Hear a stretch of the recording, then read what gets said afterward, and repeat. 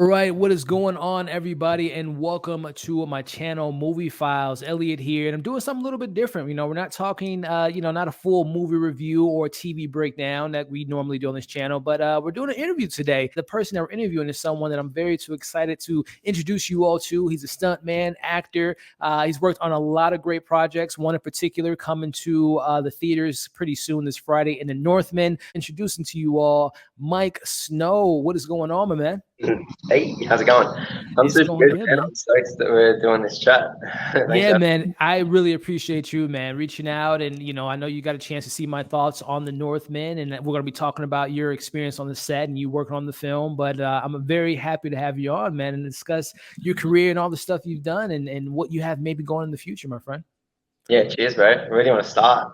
Yeah, man. Well, I mean, I guess the first question I have for you, Mike, and again, if you want to let the people know for their watching this the first time, who is Mike Snow, man? What is it that you do on your 9 to 5 and your career in the movie industry?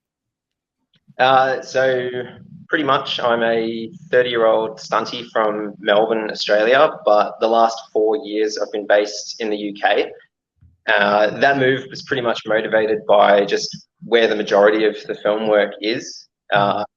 It's a very up and down, unpredictable freestyle kind of career, regardless of which department you kind of delve into with film and TV. Mm-hmm. And yeah, like the UK has just got tons of stuff going on, and Australia, as much as I love it and never would have left if there was more work, I wanted to get on as much stuff as I could, and it was pretty much either UK or US, and having ties to the UK through my mum's side of the family, that just made a lot more sense. So I've moved to London and got cracking, and it's been super good. That's awesome, man. And just kind of taking it back a little bit. I know you say you're from Australia. When did you initially move to the UK, and how did you, I guess, where did the idea kind of start to kind of where your industry, when the industry idea came in to be a stuntman, to be on the set, where did all that kind of stem from? Pretty much, I never thought about doing stunts until I was training parkour. I started that when I was 15, and the dudes who were teaching me, some of them were already doing stunts and working in that industry as their main profession. So just hanging out and training with them was what sort of led me to be exposed to the idea and then have the means to pursue it and the connections. And it's so much about who you know, more so than what you know. So having some people introduce me to stunt coordinators and get me along to training was a huge thing to be able to stumble upon when I was 17. That is awesome, man. Yeah, and then there's a stunt grading sort of system in the UK and one in Australia. They're kind of similar systems in some ways. You do a bunch of disciplines, and then you put an application to a committee, and if it satisfies all the criteria, you get graded. It is awesome. And as you said, I know a lot of people that do work in the industry. It's a matter of building those relationships and networking with people. So I guess the question is, so there's no one in your family or any friends that was already a part of the industry that kind of gave you a little bit of maybe motivation, or it was just kind of just like, you know what, I loved what I've done when I was, 15 in parkour, and I think I have the skill set to do so. Was it just you that pushed yourself forward, or was there someone that actually was a part of the industry to kind of push you in that direction as well? Yeah, it was mainly a couple of the parkour instructors who were already working, and man, like it was just listening to them talk about what they were doing at work and seeing the final product of it. Like my best mate Chipper, one of the things that he did when I think I'd started stunt training, and an episode. It was like the first episode of this Aussie TV series called Rush. It was like a cop show. Okay. He opened that whole series with a parkour chase scene. And just like seeing firsthand, like, oh, that's my mate Chipper. Like he's parkour and getting into stunt training and stuff like that. Yeah. Seeing all of that firsthand and knowing people and realizing what they'd been in that I'd already seen before I met them. Yeah. It's like a bit of a wake up call to sort of go like, oh, there's this whole world out there, this whole it's not just in America, like it's all around the world, and it goes in waves and cycles, and it's all about money and tax incentives as to sort of where is the busiest. And like it can dry up overnight, even in the busiest countries. So you kind of just got to roll with it. And speaking of rolling, man, I know you mentioned your parkour, and I know on when I was doing some of the research, you've been a part of the Ninja Warrior, man. Do you want to kind of dive into that aspect? Because I'm growing up, I was a big fan of Ninja Warrior. I used to watch those all the time. I don't watch them as often as I used to, but yeah, what was that experience like for you? It's an ongoing experience, really. Yeah. It's done 6 seasons. The UK has just announced its 6th season as well. They kind of stopped for a few years. I did seasons 4 and 5 of UK, and I've done Aussie seasons 1 to 6. And yeah, man, like they keep having me back and punishing myself and going through it all. And yeah, it's super cool, man. That was something I wasn't really aware of until maybe like a year or two before it happened. I think like I didn't grow up watching the Japanese version, Sasuke. I just kind of love those growing up. Yeah, they're awesome. I wish I did, but it wasn't on my radar as a kid. It was only really through YouTube coming across like Jesse Graff and some of the other Americans who sort of became household names for their sort of track history competing on that show. That I was sort of like intrigued by it and started watching a lot of it. And then they announced that Australia was doing their version, and I was like, oh, I'll do that. And then give it a try. On, and I kept getting on. So 6 seasons later, you were part of the original crew, man. So that's great. And you say they're shooting the next season now, or they're in the process of getting the next season geared up? Season 6 shot in February. Okay, gotcha. Yeah. It usually airs like mid-year, like Aussie wintertime, when everyone's at home on the couch. Yeah, gotcha, it's man. Like a live kind of thing, like a lot of people think it might be. It's very pre-recorded and yeah. That is awesome, man. So a man of many talents, as you all can see at home. But going back to the film side of everything, man, as far as like the projects, the opportunities you've been given based on all your stuff that you've built to this point in your career, man, what are some of the projects that you've been a part of that we might heard of, whether it's in the US or over where you're at? What are some of the big IPs you've been a part of, man? As far as anything like kind of noteworthy where I've really done some stuff, I think one of the sort of standouts for me would be Pokémon, like Detective Pikachu. I played Charizard. I love that film. I see right there. Charizard's pretty wicked. So that was a couple of weeks of green suit performing and a bit of puppetry with just like a big 18 or might have been even more like kilo head. So run around with that and chasing a Pikachu puppeteer. There's 2 of them who would sort of swap out with each other and do different scenes. And poor guys, like they were hunched over, running around with a life-size Pikachu puppet while I just chased after them, not hunched over. Yeah. So that was super cool. And awesome. In the last couple of years, I've done a lot more stunt rigging than performing. So for those who don't know, stunt rigging is like the wire work side of things. The people who set up the wires and operate them, depending on where you are in the world, they generally come from a stunt background. In Australia, pretty much all stunt riggers are stunt performers. Same in America.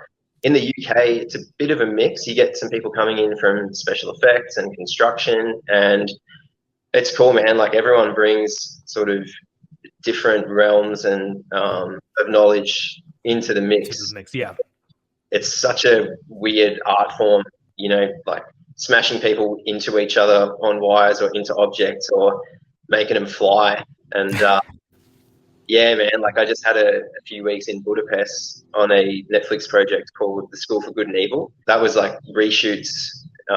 We originally worked on it in Belfast last year. So I was over there for 2 months doing that. And yeah, man, just lots of wire gags in that film. It's sick. And we'll dive into some of your future projects. The one you just mentioned, is that if I'm not mistaken, that's a Charlize Theron? Yeah, Charlize Theron, Lawrence Fishburne, Kerry Washington, I believe. Yeah, I think I saw a couple clips or a teaser for that. So yeah, we'll definitely dive into some of the future projects you have working up. But going back to being on the rigs, man, as far as just what you just mentioned as far as having that background experience. If I was an actor, so I would definitely want to be put in your hands, someone that's been in the trenches that knows what they're doing versus someone that might, not saying that the person that does sound might not know what they're doing, but I definitely would feel more comfortable with someone that's been that's done that before. But getting back to, there's so many aspects of stunt rigging, like you could be flying people with a hand pull, so literally a big fat rope connected to their wire. You jump off the ladder and your body weight counterweights them up into the air. You bring them down by jumping back up into the air yourself, so you're kind of doing this with each other. And then typically you land your own body. So like we do a lot of hand pulls off the top step of an 8 or 10 step ladder. We get, as the rigger, get pinged back up into the air. Then we just drop and take our own landing. So it's a bit of a young man's game, that kind of thing. But then there's a whole side of winches and air systems, the air pressure systems called ratchets. And that's a whole thing in itself, which is not my field. I'm much better at just grabbing a rope and popping people and then putting people in there. It's a stunt in itself to do a hand pull off the top of a ladder. Yeah, I bet, man. I just imagine there's a lot of hand-eye coordinating, a lot of working out that has to be done, a lot of stamina that needs to be required in that position, which begs the question, man. I'm just very curious. I love behind-the-scenes stories. How often is it where you see, you just mentioned a Netflix project and a Charlize Theron and Kerry Washington and Lawrence Fishburne. How often do you see the main talent, the big star of the film, doing their own stunts? Is that something that's, I know back in the day with Stallone and Sylvester, Jackie Chan doing their own stunts, but how often do you come across the lead actor or supporting characters getting their hands dirty and actually doing the stunts on their own? It depends, man. It really varies. One of the stars that I haven't worked with, but I respect the most for his answer on that question is Keanu Reeves. He would tell you that he does action, but he doesn't do stunts. Okay. So, he'll fire guns, he'll do head reactions to people punching him in the face, he'll throw punches, but he ain't getting hit by a car. And, he's not going to... There's a limit to how far he goes. Yeah, like he's not going to get ratcheted through many, like, breakaway objects onto hard ground, stuff like that. So it just depends. You get dudes like Scott Adkins, who big fan of his, has some pretty wicked roles, and he's coming up in John Wick 4. About time. I saw that. Yeah, man. Scott's in that sort of Tom Cruise kind of boat of just making his own movies. Yeah, on a different scale, but making his own movies and being the lead man, deciding what stunts he wants to put into a film, and then building a film around that, pretty much. And Scott he's sick, man. Like I worked with him on Avengement, which is on Netflix, a little prison punch up, and like that dude's an animal. I'm a big fan. As far as I know, there was no Scott double for anything in that film, and it wasn't really a wiry kind of film. Where there was nothing supernatural. Like it's a raw, gritty prison film. Like it's just punch ups. It wasn't even like flashy kicks and stuff that Scott's kind of known for, like with Boyka, Undisputed, stuff like that. So that was all Scott, and like that dude worked hard, and he'll take a wreck, he'll hit the deck, he knows how to do it. He's a very rare exception. I've never seen a big lead actor take a serious spank. But you see him get put on wires and do kind of like a soft version of a stunt, and then they'll just sort of fill in the harder bits with a double rather than do the entire stunt with a double. Just depends on the context, man. There's so many variables to take into consideration, and studios are really scared of breaking their lead actor, as they should be. Understandably so. I mean, there's been, unfortunately, tragedies of sets. I think of Brandon Lee, what happened with The Crow, and the whole situation, with Alec Baldwin and all that. So I know it's a lot of, people's lives are at risk. So it's definitely understandable why you wouldn't want to put your main, person on the poster in harm's risk. But you mentioned Tom Cruise, so I'm a big fan of his. That's someone that I've, again, not being in the industry, but I've heard that he is someone that definitely pushes the limits when it comes to putting himself in front of the line of fire. Straight up with that rooftop jump. that he did in whichever Mission Impossible it was. Yeah, I think it was the 5th or He was 6th one. doing Yeah. what the Aussies and the French would call an arm jump in Yeah. parkour. You jump towards a wall, you grab the edge of it, you put your feet against it. Yeah. It was a long arm jump. I mean, maybe it just looked massive because he's tiny, but like he did fly. Like he put some beans into that jump, and he has a good flight. But it wasn't in much of an arc. He like flew at it straight. With like, say this is the wall, you want to go up and you want to like hit your feet as high as you can on the wall, take off that impact, slide your feet down, and then catch the edge. He just flies straight at it. His feet stick, and that's why his ankle exploded. Broke his ankle. It was off the set. I think they had to push the shooting back for like a couple months, and that's your lead actor and producer and all that. So man, that boned so many crew members because like they. Luckily, a lot of them had work lined up, which is awesome. But it's like, what do? Do you ditch Mission Impossible when it gets back underway 2 months later and go on to the job you booked for? Or do you say sorry to the next job and you finish Mission Impossible? Like some people were put in a really hard position by that. And it's like, dude, you're a 50-year-old bloke who hasn't been doing parkour his whole life. Like, what are you doing an arm jump that big? I've seen so many interviews by Tom Cruise, and I know he mentions that the authenticity, the experience, the movie going experience, he wants you to feel like you're there with him. But it's like you just mentioned, like there are limits to it, man. And it's just like, I guess, and that brings me to my next question as far as the aspirations. And when you do see an actor that put themselves in that position, is it something from your position that you have a level of respect for the actor? Do you kind of wish like, man, we're the ones that are the professionals that we should be doing it? How do you guys handle that kind of situation in regards to the respect aspect from an actor putting themselves in that position versus letting the professionals do their job?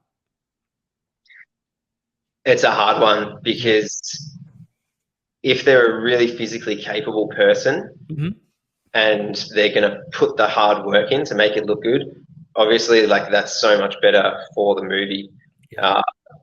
But yeah, like when there is a legit, not just, you got to think about risk and danger as like consequences and likelihood. Yeah, like that's how you sort of break down things to how dangerous they really are. You know, there's high consequences with low likelihood. Okay, it's not really that dangerous overall. You know, for example, if something's high consequences and high likelihood, well, that's just not something that's going to happen on set. You know, like you've got to find a way to lower everything and make it repeatable.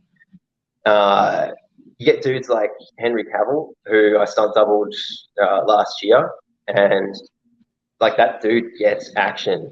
He really does, you know. He will put the effort in to make sure that all of his parts that he does are like totally visible. You see it's him, and he's kicking ass, and it looks amazing.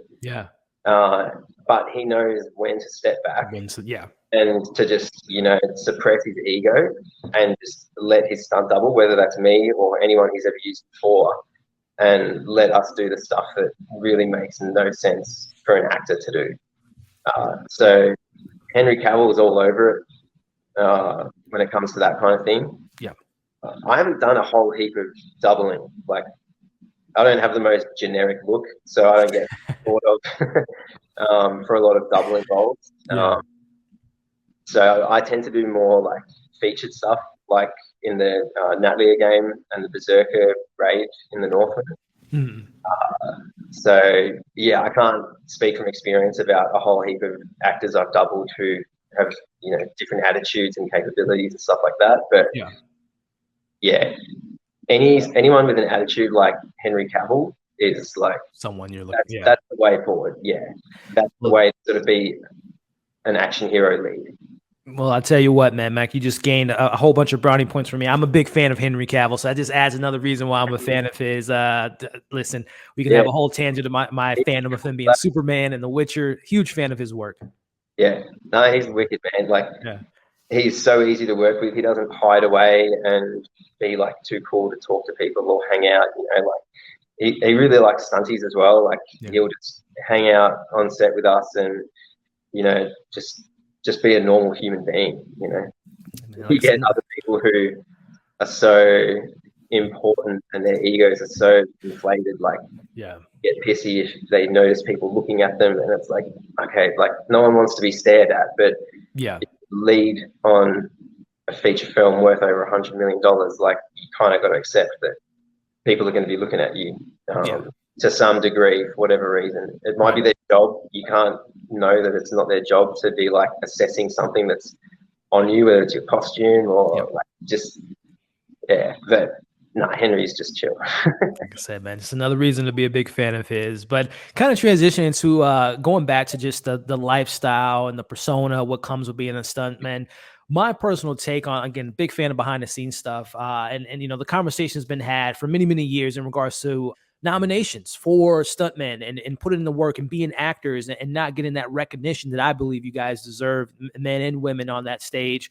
Just your personal opinion on the, I guess, lack of recognition from your position. And do you think there's something that are those conversations that are had amongst you and other people you know? Is there a committee in place that really tries to push to get you guys the credit you deserve? There's definitely a push towards it every year with the stunt industry. Like whenever award ceremonies are sort of approaching, those conversations get a bit louder, and there's a few people sort of taking more charge on that than others. And I think we'll get there eventually. It's just not going to be even in the next few years. I don't think. Like, I'm a pretty optimistic dude, and I don't think we're going to see stunts next year at the Academy Awards. But I think it is inevitable, you know, like especially with the emergence of, you know, this generation of directors who have come from stunt backgrounds, like Sam Hargrave, you know, what he did with Extraction and stuff like that, and then you know, your John Wicks and all that kind of thing. Like, those movies are becoming more and more prominent. You know, they're not little stunt movies made by stunt people. Like, they're legit and they generate a lot of money and compensation. So I think we'll get there. But yeah, it's funny, man, because it's like Brad Pitt, for example, in Once Upon a Time in Hollywood. He's an actor playing a stuntman. Cliff, I love that film. Yeah, it's like you could get an Oscar for designing his costume, for being him, an actor playing a stuntman. You could get an Oscar for lighting it and pointing the camera at him. You can get an Oscar for all these things apart from being the actual stuff that he's playing. Like, it's so silly. It's ridiculous. Stunt rigging and the handfuls, like, there's an art to that, and there's an art to every aspect of stunt work. And it's really obvious when stunt work is done badly, just as it is when photography is done badly. Like, it needs to be recognized. It's a huge, and again, I always root for you also. I know how much work you guys put in to bring it the believability factor to the film, and you know, hopefully sooner rather than later, man, you guys get that recognition you deserve. And you brought up a really good point in regards to those directors that are, you know, your David Lynch's of the world, like you said, that worked on the you know, the John Wick projects, Chow Kozlowski and things like that. So hopefully those guys are shaking those cages, talking to the right people to get that. Like I said, I think you guys deserve so much recognition for the putting your life on the line and making the film. That get thrown in is that there's already too many categories, but then they add some categories. And another excuse is that people will do like super outrageous, dangerous things in pursuit of an Academy Award, and I just don't think that's the attitude of most people. Like, you can get a Taurus Award, which is a pretty big deal. Like, that's the biggest deal in terms of awards in the stunt world at the moment. But people aren't going to work every day just being like, you know, you just go to work, you do your job, and you try to come home in one piece at the end of the day. That's something, man. And I know you mentioned the projects you worked on. I'm just kind of curious, man. I have a couple fun questions for you here, and then we'll kind of dive into the Northman and everything. But you mentioned some directors, you mentioned some actors you work with, but do you have that kind of, you know, that list on your wall? Like, man, those are directors I would love to work with, projects I would like to be attached to. Is there a fantasy list? Again, I know there's probably a long list of people, but is there a couple, maybe 3 or 4 that come to the top of mind as far as like, man, I would love to work with that guy or that director one day? I've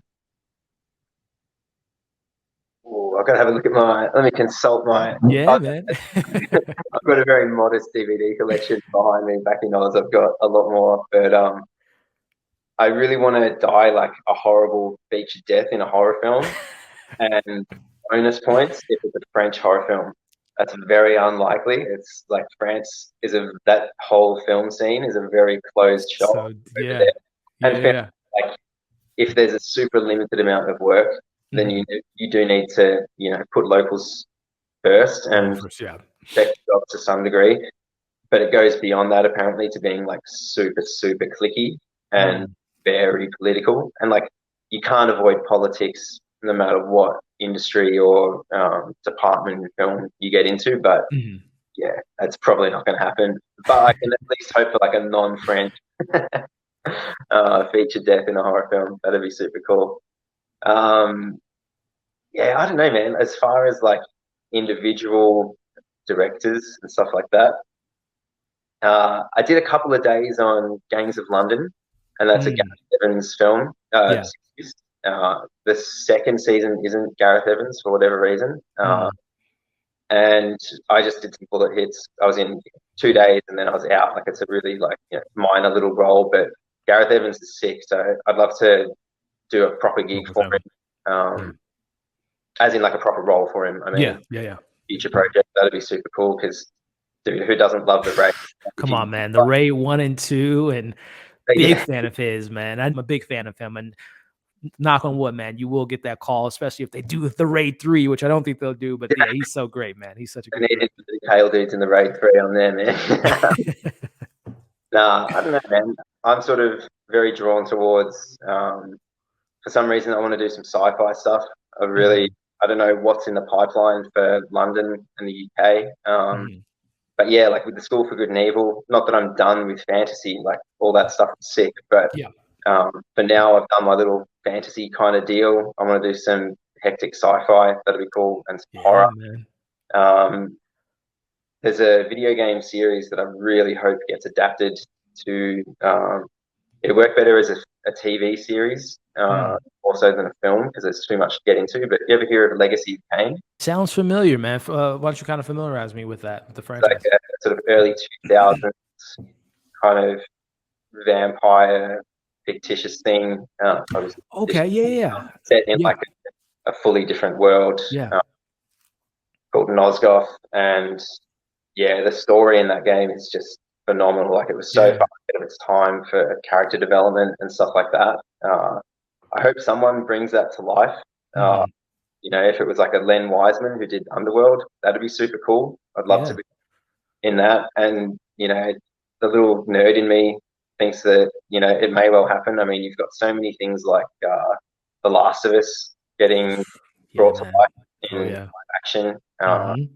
And the list goes on with other video games, Uncharted and all that kind of stuff. And Splinter Cell is in development hell. Oh, it's been like I was like 1 year old when they first announced Splinter Cell with Tom Hardy. I think was attached to it for the longest time. Yeah, I don't know if he still is, but Yeah. I'd be super keen to do. Uh, yeah, man. But if Soul Reaver and like the whole Legacy of Kane thing ever, Yeah. ever came to fruition, that would be one of my dream stunt gigs.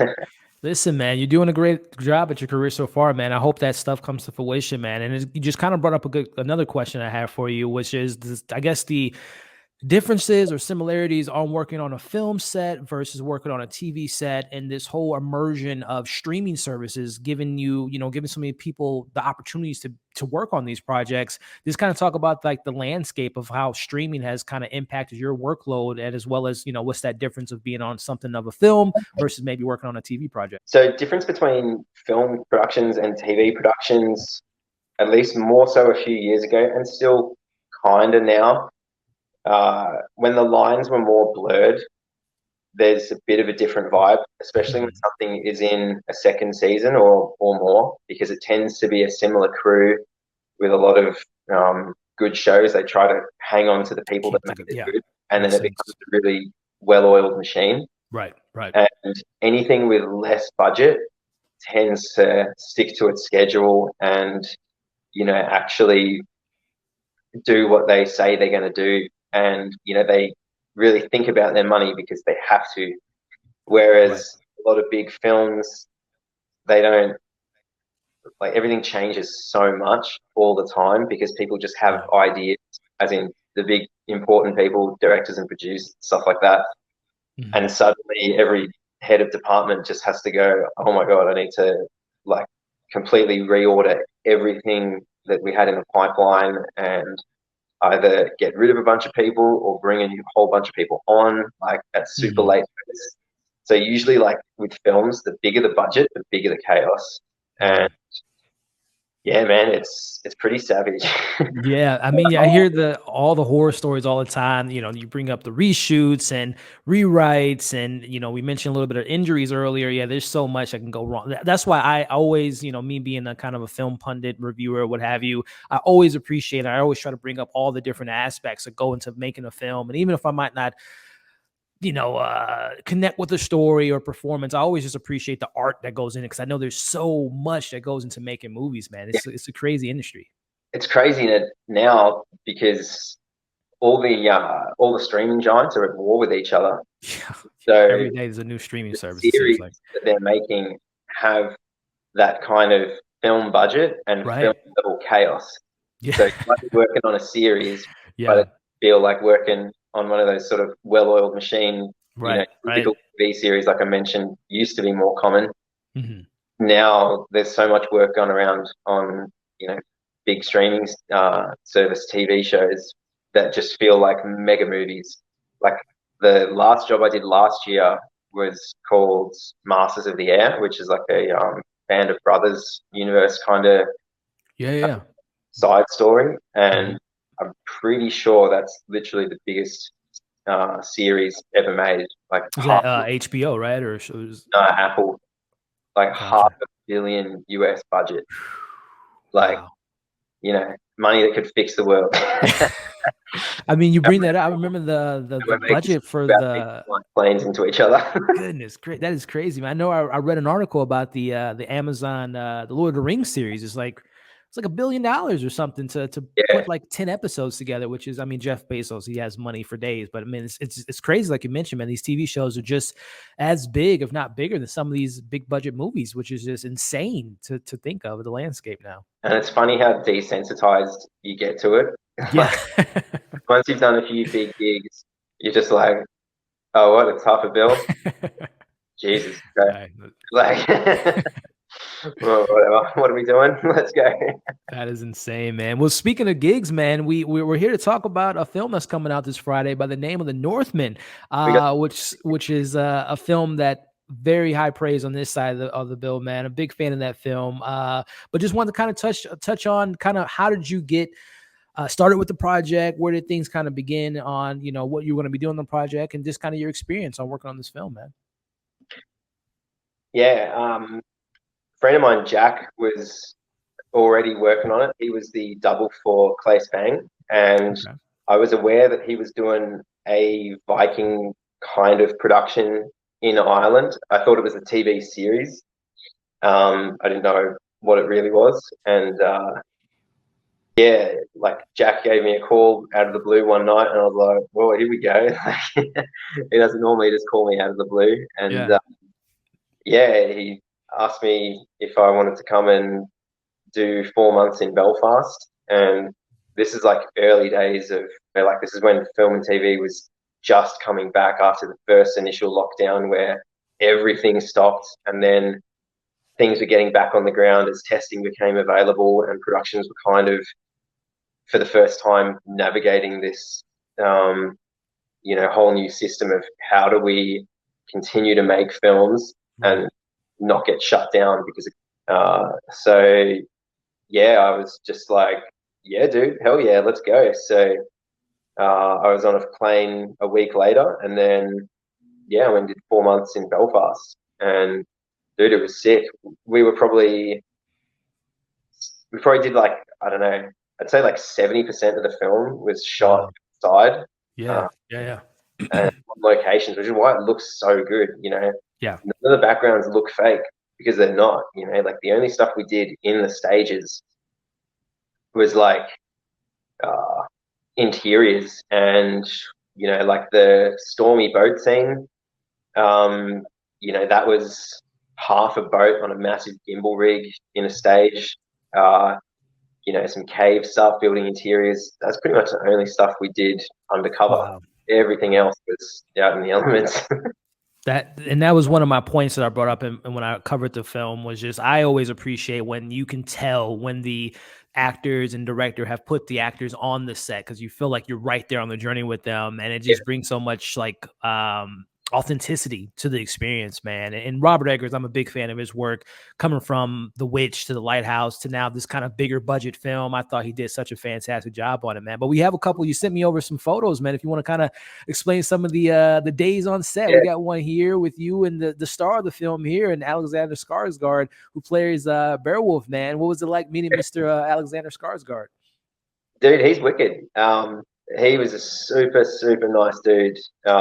Really easy to work with. Obviously, you can tell by his physique, he worked his ass off to look the part, and he was never a diva when we're making action scenes. You show him what the fight is, and he learns it. He gets on with it. He shoots it, and doesn't try to change every single thing to suit himself or get away with things he's not comfortable with. He just goes for it, and like Henry, he's just super cool, normal human being. And not a silk, not a complainer. That is awesome, man. I'm a big fan of Alex's work, man, and I know I saw a couple things that he was actually he was part of the executive producers, because I know he produced it, so he had a lot of passion. This was a kind of a project he was looking for a long time, and I can speak for myself, and I know you saw the film as well.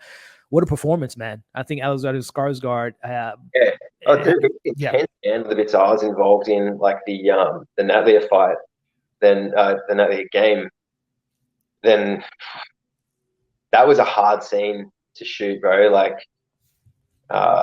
we pretty much shot everything in order. So it started out super action packed when it was on fire, and then gradually the numbers whittle down until it's Alex facing off against Hathor. And just before we even get into like the spoiler stuff, like Hathor, what a dude. If you don't know who Hathor is, if you watch Game of Thrones, it's the mountain, right? He's a mountain. Yeah, and man. I've never watched Game of Thrones. I wasn't really aware of him. I'd heard the name, but it was only by hanging out with him, being on his team. My character is sort of on his side. Yeah. It's only through hanging out with him on set and talking to him that I learned about the whole Eddie Hall versus Hathor thing over the deadlift world record. Do you know? Yeah, I'm a big fan of his work. Yeah. Yeah, so I learned about, this was like early stages of that having been confirmed, but Hathor and I were talking about that and how it all came about. And I'd already seen some interviews with Eddie and not really liked his attitude and just his mega ego. Yeah. And as soon as Hathor told me what they were doing and why, I was like, oh my god, yeah, I'm on Team Thor. This guy's a dude. Yeah. And, I was pretty stoked that Hathor came out victorious in that fight. So yeah, I was frothing for that. That was super cool. But on like the spoilery kind of side of things with that, when Alex was doing that headbutting shot, killing Hathor, his head in, oh my god, dude, that was intense.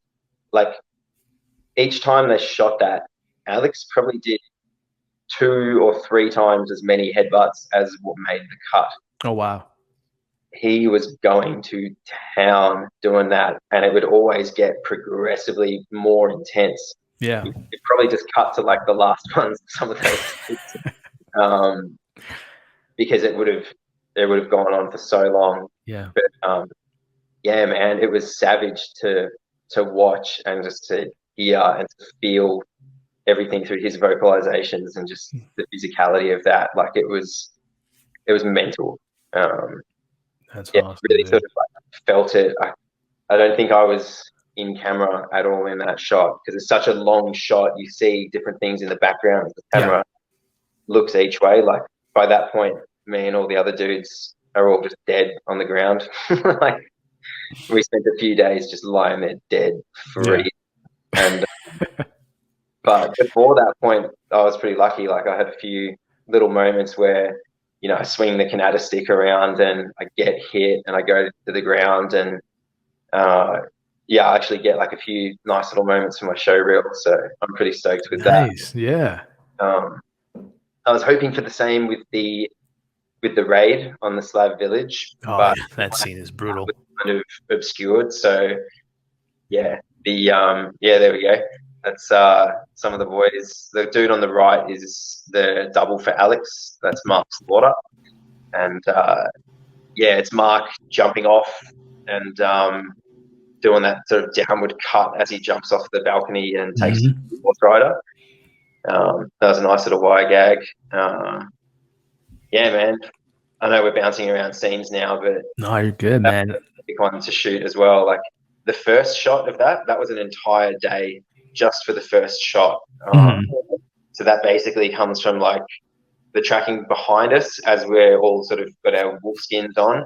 Yeah. The spear catch, throwing off the cows, and then charging the village and getting up to like climbing. Was like that was all one shot. We shot that something like 20 times in that day, and yeah, they had this like giant sprinkler system over the top of us to wet the set down and wet us down. It was basically like you had to go and have a cold shower before. Yeah. So the first AD is like, all right, boys, it's time. Yeah. And everyone's like, oh, I get cold. I mean, that brings me to one of my questions. I mentioned I'm a big fan of Robert Eggers, and you kind of touched on it there as far as like how many takes he looks to get his perfect shot. Is he someone that does very meticulous from your experience from other directors, or does he just kind of go with the flow of things, or I guess kind of what's his directing style compared to other directors you worked with? I think I've worked now for two of the most opposite, like household name directors in the world, being Michael Bay and Robert Eggers. Like they are fully polar opposite. Michael Bay doesn't give a crap about anything, and he will fix anything in post that will be resolved on the day. Like if something's in shot and it takes longer than 5 seconds for someone to get rid of because no one's thought far enough ahead to get rid of it for the next shot where it's going to be visible, I'll fix it in post. Whereas Rob and his DOP, Jaron Blaschke, they're the most meticulous dudes that I've come across. And it pays off, man. Like almost every shot in the film, at least with the action, whichever one made the cut is almost definitely the last shot that we did over that action. Because if it wasn't right, we would just shoot it until it's right. And then if he got it, he wouldn't keep shooting it. He wouldn't get like 3 good takes that are all kind of a maybe, and we'll just see in the edit suite. Yeah. It's either right or it's not. Wow. So, and on that note, I've got a little thing to own up to for some of the stunt boys and the berserker dudes. So with the with the transformation scene around the fire, which is a lot, where everyone's on mushrooms and they around the fire after doing the ritual chanting and dancing, and then they goes nuts having a fit. That was a long night, and like I said, they pretty much only would use a shot if it was absolutely perfect, and we shot that a bunch of times dry, just because they sort of wanted to have that option, and then they shot it a bunch of times wet. So like the Atlia game, like the Viking, literally my words now, like the Berserker raid, you know, they'd wet everyone down, massive sprinkler system, and then they'd keep it raining through the shot, which looked epic.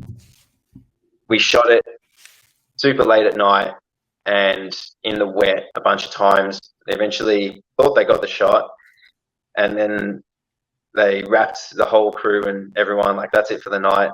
And then I went up to Robert, and this would not normally be the protocol, but far into the production, I felt I was on an okay enough page with Rob to say to him, like, oh, you're not going to use that one, are you? And he goes, why not? And I'm like, oh, Jack and I were out of sync in this moment. Basically, like, before the dance gets going, this moment that no one, I promise you, no one's going to remember this or probably even notice it. But Jack and I do this thing with our spears. We point them at each other, quite close to camera. You can still barely see it. It's that dark. And then we run around into our spots and we start the chant and everything. Yeah, there. If Wow. it was off, you'd probably notice it would have. Yeah. But because we got it in the end, it doesn't even register. But I said that to Rob, and then he's like, huh. And he's obviously gone and rewatched it, seen that little fault, as tiny as it is. And then when everyone's literally in little, vans getting taken back to unit pace. Oh, boy. We recalled the whole set, the whole crew. And we shot it one last time. Yeah. And a lot of the guys were pretty grumpy at that point. Fair enough. It's cold. It was wet. It was late. Long day. But they sort of brought a bit of that frustration to that last take. And then we got a really intense last go at it. Yeah. And the final result was sick. Good. Sorry, everyone. I don't know if this is how we make art. This is how we do it. But it was Jack and I had not been totally locked in on that. And, for me, what an incredible, director someone's got to be for you as a random stunt guy to feel like you can make that comment without, condemnation, and getting shouted at or whatever. It is what it is. Mm-hmm. Shot's not right. They made up some excuse about there being dust in the camera lens or something like that. Mm-hmm. But man, Rob is just, all he cares about is just getting the shot and whatever it costs. It wasn't a big deal for him. And yeah, man, I really respected his attitude about that, because it could have been blown up and made a whole big thing out of. But yeah, man, he's a dude. I'm a big fan, man. And as you mentioned, just going to his attention to detail, you can see that in his previous work. You can definitely see it in this film, which is, I'm just so amazed by his progression from working with, $5 million on The Witch, doubling that to 11 with the Lighthouse, and now 90 million. You would think from that transition from more smaller independent to maybe a little bit more of a bigger blockbuster with focus features, that there might be a switch in the narrative, a switch in the way he directs things, but it still seems like he brought that approach as a smaller independent film director working on a big budget, appreciating all the aspects of the stunt guys, the camera person, and just like you just mentioned, getting the shot. So I'm so glad to hear that is that progression of his career hasn't affected him as a filmmaker, and he still wants to get the work done and is willing to make sure he gets the perfect art for him. So I'm a big fan of Rob, man. And I thought this was his best work to date, man, as far as this direction that he gives in this film, which is just masterful in my opinion.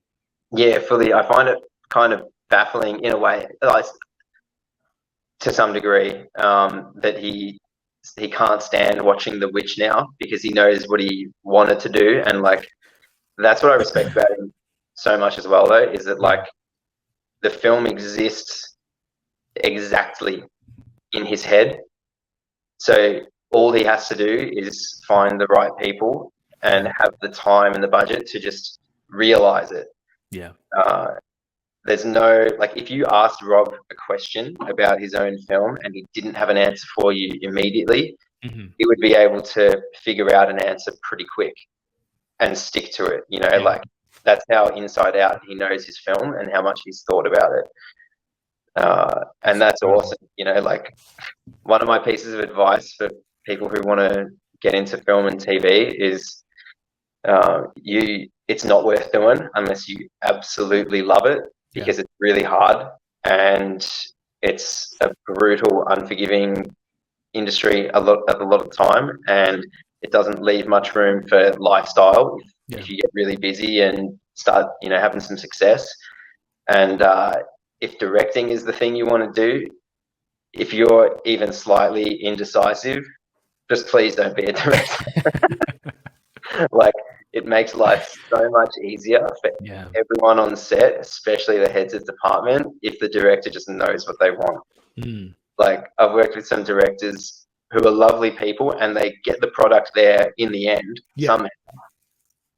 But they're the most indecisive people. Mm. And you're just how did this person get to be the head of this massive production? They have no idea what they want until you show them what they ask for, and then they realize that's not it. And so they get you to make another version based off ideas from seeing what they thought they want, and it just you bounce around giving them what they say they ask for each time. Half the time you end up going back to the version. I can only imagine the frustration that comes with that. What is wrong with that? Yeah, that it's you know, I mentioned a lot of my reviews in regards to the captain of the ship and being the director, and I can only imagine, like I said, the frustration that comes with the indecisiveness of working 18, 12-hour days, and just someone that just doesn't know what they're looking for. It has to be frustrating. Oh, dude, that's why I'm so glad I don't really have any responsibility. Like, my responsibility as a performer ends with my own body and anyone I interact with, and any knock-on effects that might have in a shot for other people. Or if I'm a stunt rigger, I'm responsible for the people below me if I'm up in the air, and I've got responsibility for the people on the other end of a line that I'm pulling. That's it. So yeah, I respect anyone who, can deal with that style of directing at a high level, because that is a hard job. I don't envy it, but I respect it. Listen, man, I've heard a lot of stories, like you said, a lot of directors that might not be as decisive as others, and even stories I heard about this film with some of the you mentioned Robert Eggers and the way he got the shot, that apparently this wasn't. There was some studio meddling at some points of the film in regards to the final edit. And I know there's rumors that there might be a director's cut of this film, which give it to me, because I would love to see the full version that Robert had intended for us. But did you experience any of that? Again, this is hearsay, but I did hear that there were some studio interference. Was there anything on set that you can recall, or was it mostly, to your knowledge, just like behind the scenes when they were editing the film, that some of the studio meddling came about? Nah, anything along that kind of stuff is probably way above my pay grade. And a lot of those conversations aren't going to be had, available to everyone's ears on set. That's more sort of like production meetings and stuff like that, which often happen at the end of each day or just whenever they have to happen. No, as far as I was concerned, everything was pretty smooth sailing. Yeah, we had to deal with the elements. Although, I say that like it's cold and wet a lot of the time, but like, for example, when Amla's father is being assassinated and it's snowing, like, that's just paper. That's not snow. It's cold, but it ain't snowing. Yeah. That's just special effects and legit. Like there's so much amazing in-camera stuff that just all comes together to create such a realistic world. And that's just one tiny example. Listen, man, and just kind of getting a little bit into the film, it's just kind of your general take on your experience on watching the film. I know you said off camera you saw it about 2 times now. Just kind of your thoughts on the narrative and the story and the performances, man. What was your initial impression after seeing it the first time and going back to see it the second time? Did it enhance the experience? Did you learn more from just kind of the story of it all? Just your general take on this epic Viking saga being told by Robert Eggers in the Northman. Yeah, so I've seen it twice now, and I enjoyed it more the second time. I think the first time I found it a little bit too slow in the first 30 minutes. Part of that is because it is a little bit slow. Yeah. But I think it's more because as a stunty, you're just hanging for the action scenes. Yeah. You want to see the stunts you did, you want to see the stunts your mates did, and you just want to see all of like your field more than anything in the film. The same way I'm sure the construction guys are looking forward to seeing the set that they built. Everyone's so keen to see what they made because everyone's passionate about their craft. So I think the second time I just kind of sat back and really just appreciated the start of the film a bit more, and then the rest of the film I enjoyed a lot more the second time. And that's saying something because I loved it the first time. I really respect Robert Eggers' honesty about not trying to invent a new story, just saying this is the source material, this is what we've taken from here, this is what we've taken from there.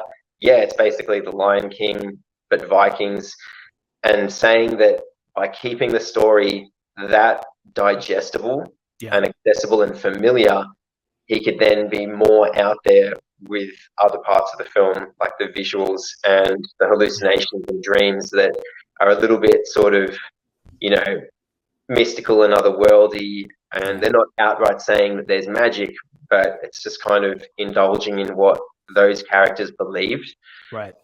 Whether it's actually happening in the story at all. You know, like Olga says a chant and then throws her arms up in the air. Maybe she is magic and she brought that gust of wind to kick that boat along, or maybe it got windy. Like, it's, you know, he's not outright saying that these people explicitly saying there's magic and but he lets them have their beliefs, and, you know, he lets it get super art house and weird in the, you know, Robert Eggers way that he can. Is if he tried to do a more complicated story with all of the weirdness, he probably would have lost a lot of audience, and he's aware of that. And, you know, like, another cool example with his work of just being honest about the story, in a Q&A he did about The Lighthouse, someone commented on the plot of The Lighthouse, and they used the word plot in their question. Robert's response is, plot? He goes, I would say this film is devoid of plot. It's just two guys trapped together going insane. Like, the fact that Robert Eggers will say his film is pretty much devoid of plot, this I find so refreshing, because so many filmmakers and artists in general can just make up so much crap about what their art is and just waffle on and just make stuff up and just try to sound like it's just so much like more than it is. And Robert's just like, this is what my art is. This is what my intent. Yeah.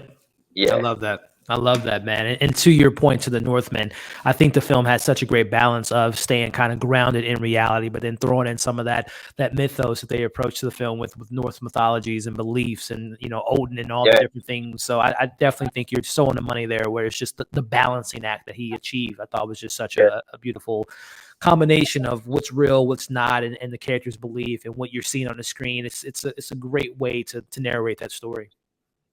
Yeah, it was awesome, man. I'm keen to see it a third time. Like, I'm going to go see it a third time pretty soon, and I'm sure that there's just so much for people to notice every time that they watch the film. In a way, with his style, it's kind of a shame that he does always do such long takes without cuts, because when you've been there on set, you feel like they're sort of missing opportunities to really show some of the amazing stuff they did. But then you've just got to be like, no, it's cool that he's not making it like cut city. Because this is what's making him stand out. Like, an example of that is in the Slav Village raid that the Berserkers do. One of the kills that Alex does is he kicks a dude's shield into his face. And on a cinema screen, you can kind of see the result of that impact. Brutality of it, It's this stunt guy, Shane, and dude, I wish I had a photo of it for you. The prosthetic that they did on this guy, with just like an open face and just teeth everywhere. It looked incredible, dude, and it was like practical stuff like that. It was almost a shame that it didn't cut in to just show the brutality of it all. But, you know, I think it was worth doing that sort of continuous feel for that scene. So you just kind of accept it and just go, oh, that's a Robert Eggers film. It reminds me, you know, of look, it's there. You really look.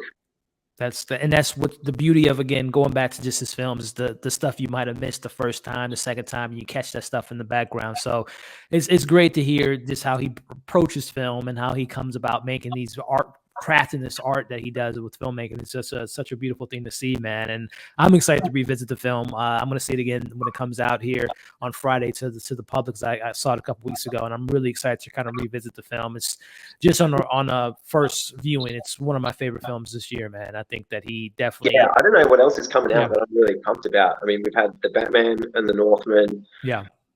I've got nothing standing out in my head that I'm like hanging for. So I hope some other big stuff comes out. But Yeah. man, I kind of feel like 2022 is peak cinema. Well, fingers crossed. There are some things I still have on my bucket list that I'm pretty excited for. Yeah, Some art house films, obviously some of the bigger budget films, some of the Marvel DC stuff. But yeah, as you mentioned, yeah, it's been a great year so far, man. I've yeah. enjoyed it was an A24 film with Michelle Yeoh, everywhere, everything everywhere all at I once do need was to check that out. Yeah, bonkers, man. I Oh saw my you into goodness. that. It looks wicked. It was That's crazy, man. Such Yeah, a that's good my film. kind of like trippy and weird. And there's another one called X, which I'm pretty keen for. Oh, I got it. Yeah, the Ty West film. I got a chance to see that. Yeah, I was a fan of that film as well. Yeah. Oh, dude, one thing I wanted to touch on with the Northman, because it's one of the most like excitably reacted to things in the trailer. Like for all the reactions I saw, all different channels across YouTube, people were losing their mind over the spear catch. Yeah, And I wanted to talk about that. And let's hear it, man, because I love that scene. It's just so badass. Like, what? it is Yes, badass, and yeah, man. it is a feasible thing that can be done. And like Robert Eggers says, there are written records of it, that are super old and refer Mhm. to it. But it was CGI, which a Oh lot of wow. people probably won't be surprised to Sure. hear. But it is a physical thing that you can do. I don't recommend doing it with actual spears or Sure. javelins, but Yeah. the way we came about developing it for the film was basically Robert had the idea and then was told our stunt coordinator, Cece, that this is how he wants the fight to kind of kick off. Mhm. How do we do it? And luckily for us, we had a guy on the stunt team, Daniel Ord, who competed for Great Britain in the Olympics doing decathlon. So he's a man of track and field, and Yeah. the dude knows how to throw stuff. And Nice. this is something that they actually did just for shits and giggles in training. And maybe not that kind of distance, but they would do it. So Yeah. Dan literally had the experience for that exact thing, and he's just like, "Oh, this is how you do it," and he just showed CC like how to catch a spear and then throw it back at someone. And it's like, all right, well, there you go. That's how it works. Oh man, And I then love that scene. Robert just sort of went, okay, and it doesn't try to like dress it up or Yeah, make it cooler or tweak it. It's like that's how it physically works. Great. Um, that's so awesome, man. yeah, that literally came about. First Robert's idea, but then Yeah, second, literally having a decathlon athlete on the team who just knew how to do it. it all worked out. And That is awesome. And which also, I know you touched on the one of the longest scenes that you guys shot with having to come back on set. Was there another scene that just you were either whether a part of or maybe seeing on set that you were just like, this is just I've made it. I'm in the industry. This is what I love here. What was some of maybe more your more memorable moments being on set of the Northman? ooh, what else was super memorable? Dude, for me, like the Berserker raid and the Natlia game were massive highlights. Yeah. Everything else from there was sort of smaller bits of action for me, and I did a few bits of stunt rigging. There's a few times where Amleth is on a wire Mhm. and sort of gets smashed around a bit, like when he's fighting the giant. That was a cool scene. Yeah. That dude Ian is a big boy who plays the giant. 10 feet tall. It was ridiculous. It was crazy, man. It was a Yeah, crazy scene. Yeah. that was cool. There's a classic example in that fight scene, and once you've now that will hear this, you'll be like, oh yeah, of course. It's like a classic Texas switch. 1 minute you're looking at the stunt double in the frame. Yeah. They go out of frame. The camera points just onto the giant, and then like behind camera, Alex and Mark are just switching place. Yeah. I think it's in Makes that order. sense. I think it's Mark getting smashed on a wire and me Mhm. operating that pull, slamming him into something, and then Alex stepping in and continuing the action. Um, Wow. and that's a fun thing doing hand pulls on set for flying people or smashing them up is a lot of the time you operate them totally blind. Yeah. There's less of a Northman discussion and more of like a stunt and rigging kind of general thing for people who are interested. But yeah, a lot of the time when we fly people on wires, we'll do our best to set up our pull station somewhere that we have an eye line to the action, Mhm. because obviously if you can see your performer, then it's just safer. But Right. sometimes sets and camera work just don't allow for that. Sure. So we're often having to do things to a mark on the ground or a mark on the rope. Yeah, everything will be noted down, like in a Bible or some sort of system where you note down what's on a rig, where, like, what step of the ladder someone jumped off, measurements that they ran to and from, all kinds of things like that to make it as exact as possible, and so that you shoot it and then it's put to bed, and then for whatever reason you got to reshoot it. You just whip out your Bible, and then you go, exactly. okay, yeah, you're on the 8th step. You were 100 inches away from this point on the ground, and then you recreate it exactly. But yeah, a lot of the time you can't see what you're doing, so you just have to go off feel and a monitor if you're lucky, and verbal cues from someone who does have the eye line. And then not only do you have to be good at doing that thing with an eye line, like you have to be good at doing it blind, and they have to be good at calling based on what they see. And you've got to be good at reacting to them. So it's a crazy like number of factors. Because if someone is inconsistent at calling out 3, 2, 1 action at the same speed every time, when people are coming off of a 1 for this shot, and then they go off and now on the next shot, you know, like there's different ways of calling things out, and sometimes you use combinations. Yeah, it gets pretty hectic, and it's super fun. But obviously, like, you have to be on your P's and Q's. Yeah, you got to know what you're doing. Got to pay attention. You have to not drop people, and everyone needs to be all over it. So yeah, there was an element of that on the Northman.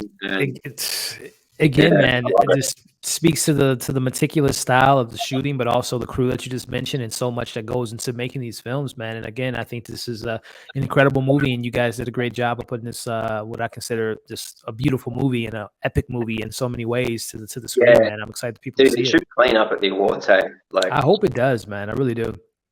I really do. From a production standpoint, performance, and everything. Yeah.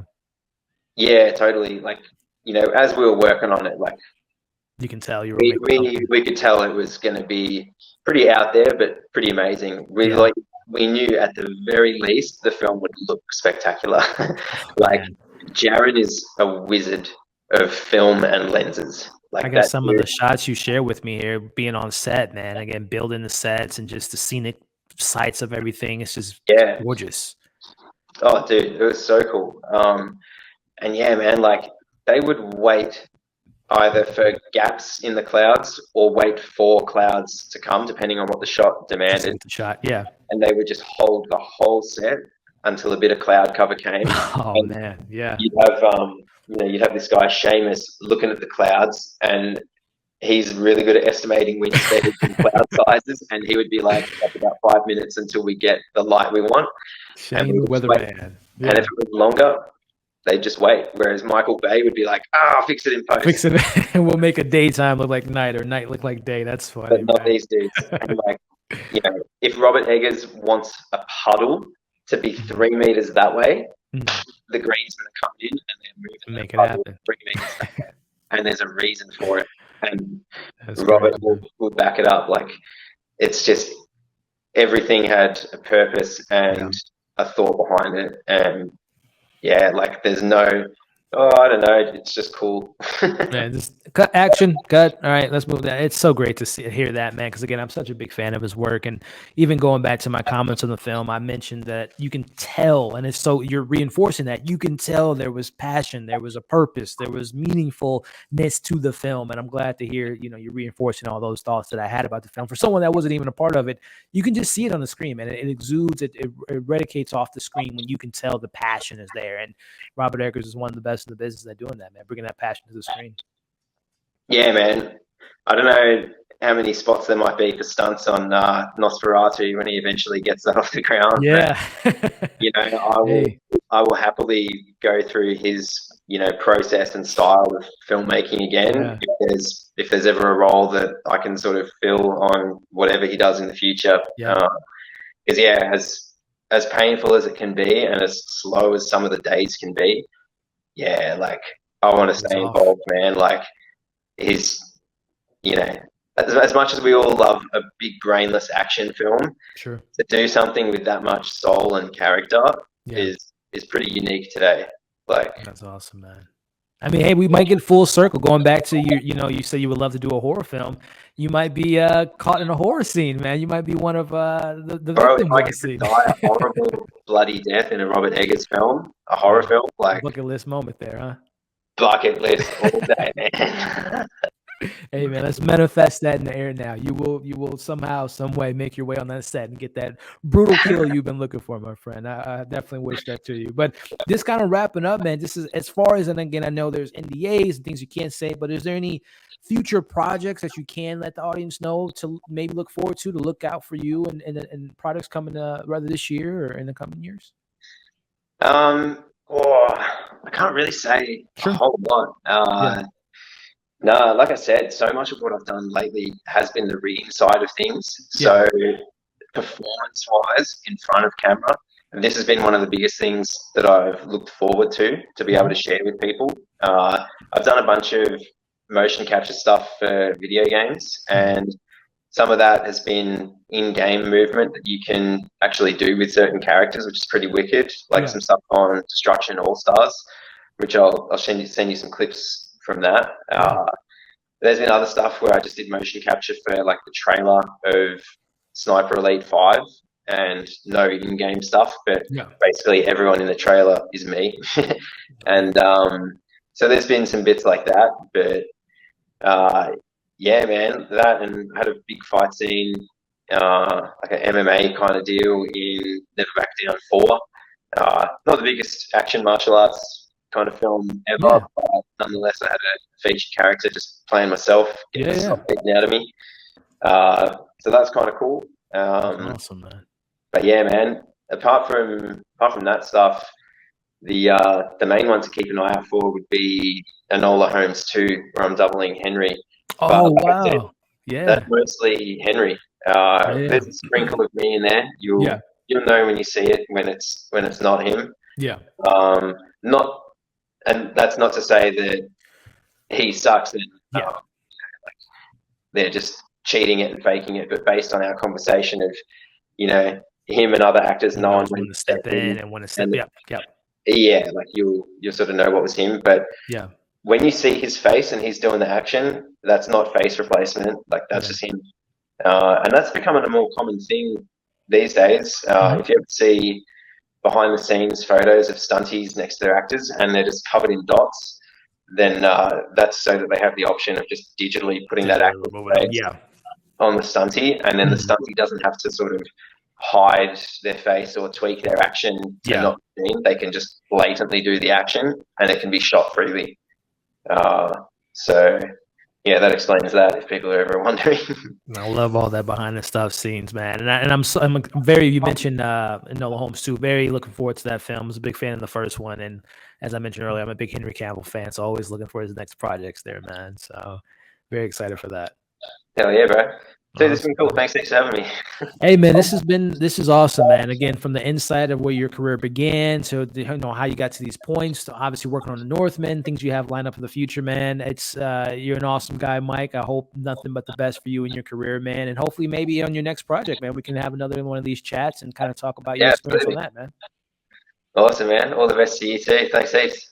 Awesome, man. Well, guys, hey, this has been an awesome experience. I hope you guys enjoyed this video. If you did, make sure you're liking it, sharing it, leaving your thoughts in the comments. And I guess, Michael, I still have you, man. Where can the people kind of connect to you if they want to, maybe get some more insight on some of your experiences or some of the projects you have lined up? Where can the people find you, man? The best thing is just Instagram, Stunty Smo or Stunty_Smo. It's my Instagram name. So, everything that I do sort of gets chucked up on there. And, hopefully I'm going to be on Ninja Warrior UK later on this year. In August. No one's confirmed for that yet. Aussie Ninja Warrior Season 6 will be coming out in a few months. So, Awesome. Yeah, you'll see how that went. Awesome. I'm going to leave Mike's info in the description of this video, guys. So again, I really appreciate you watching, and we'll catch you guys on the next video. Take care, everybody. Awesome.